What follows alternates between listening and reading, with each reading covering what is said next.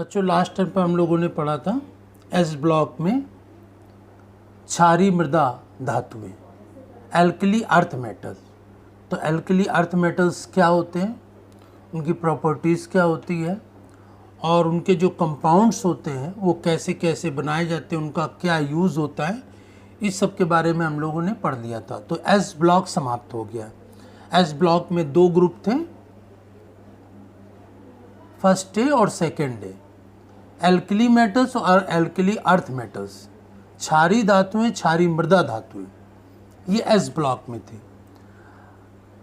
और उसी के बाद अगला शुरू करते हैं पी ब्लॉक।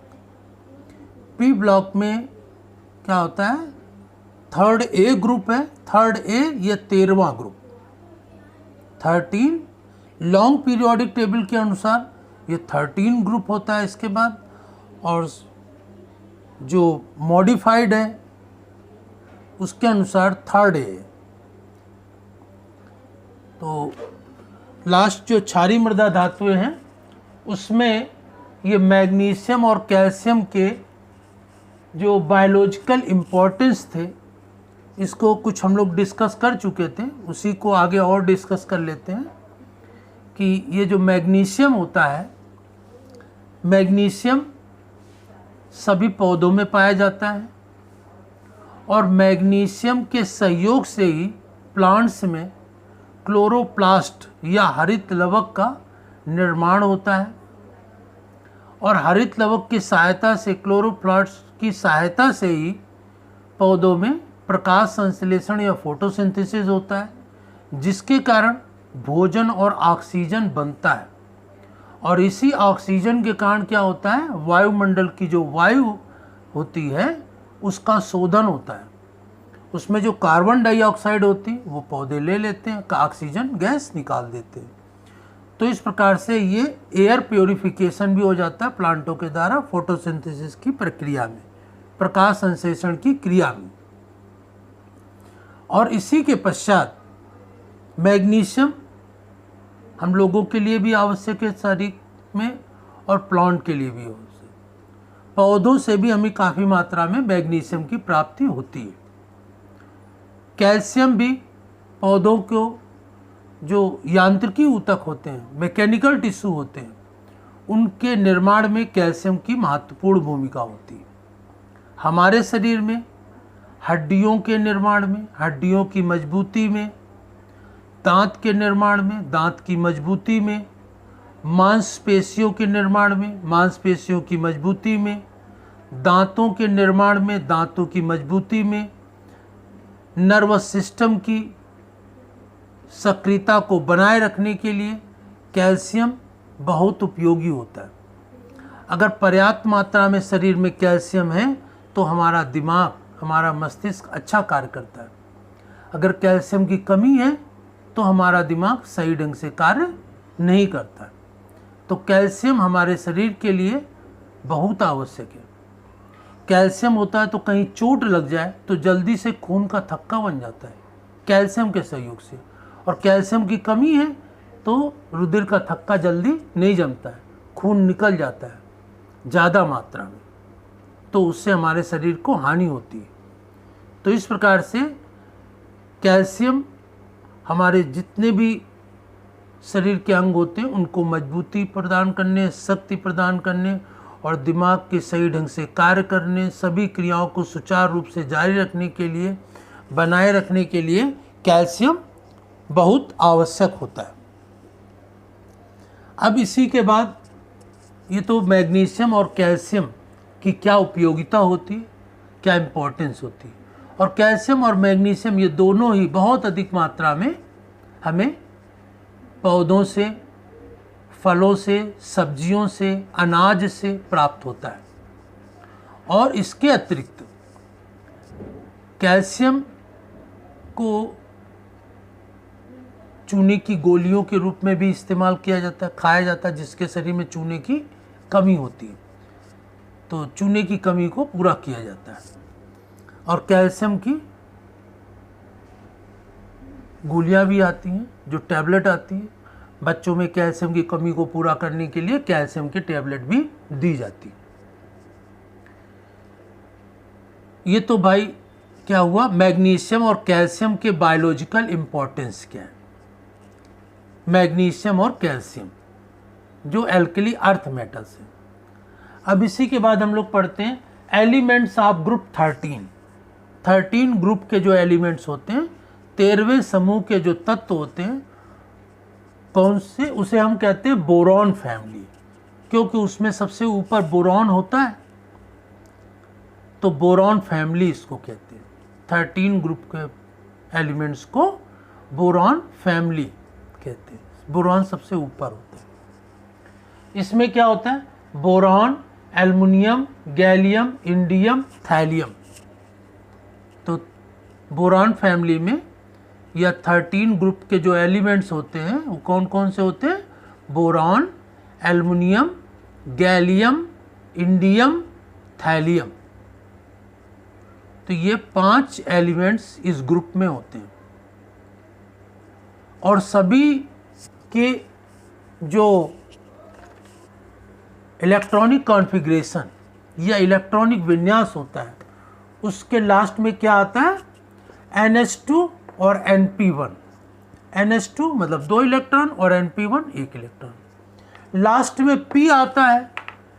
S ब्लॉक में लास्ट में S ब्लॉक में जितने भी एलिमेंट हैं उनके कॉन्फ़िगरेशन लिखें, इलेक्ट्रॉनिक कॉन्फ़िगरेशन। तो उन सभी तत्वों के बाहरी कक्षा में लास्ट में क्या आता है, S। और P ब्लॉक के किसी भी एलिमेंट्स का इलेक्ट्रॉनिक कॉन्फ़िगरेशन लिखेंगे, इलेक्ट्रॉनिक विन्यास लिखेंगे, तो उनके इलेक्ट्रॉनिक कॉन्फ़िगरेशन में लास्ट में क्या आएगा, P आएगा। तो P ब्लॉक की। और इनमें क्या होता है, लास्ट में कितने इलेक्ट्रॉन होते हैं, 3, 2 ये S में और 1 P में, तो ये 3 इलेक्ट्रॉन होते हैं। तो 13 ग्रुप के जो एलिमेंट्स होते हैं, boron, aluminium, gallium, indium, thallium, सभी की आउटर मोस्ट सेल में 3 इलेक्ट्रॉन्स होते हैं, 3 इलेक्ट्रॉन होते हैं। और ऑक्टेट कंप्लीट करने के लिए मोस्टली ये 3 इलेक्ट्रॉन को डोनेट करते हैं, दान कर देते हैं। तो ये इलेक्ट्रोपॉजिटिव होते हैं, इनके ऊपर 3+ चार्ज होता है। इसमें जो बोरॉन है वो मेटल है, धातु है, और इसके अलावा जो एल्युमिनियम, गैलियम, इंडियम, थैलियम, ये सब मेटल है। और बोरॉन क्या है, नॉन मेटल। नॉन मेटल मतलब अधातु। और एल्युमिनियम, गैलियम, इंडियम, थैलियम, ये सब क्या है, धातुएं, मेटल्स हैं। इनमें सभी का इलेक्ट्रॉनिक कॉन्फ़िगरेशन लिखेंगे, इलेक्ट्रॉनिक विन्यास लिखेंगे। तो जैसे बोरॉन में क्या आएगा लास्ट में, 2s2 2p1। इसी तरह एल्युमिनियम में 3s2 3p1,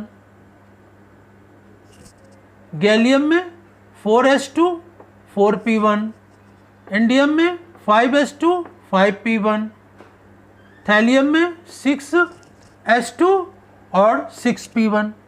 तो सभी में क्या है, s2 है और p1 है, सब में s2 p1 लास्ट में आएगा, है ना। तो इलेक्ट्रॉनिक कॉन्फ़िगरेशन लिखेंगे, इलेक्ट्रॉनिक विन्यास लिखेंगे, लास्ट में क्या आ जाए, s2p1, s2p1, 3 इलेक्ट्रॉन आ जाए, वहीं पर रुक जाएगा।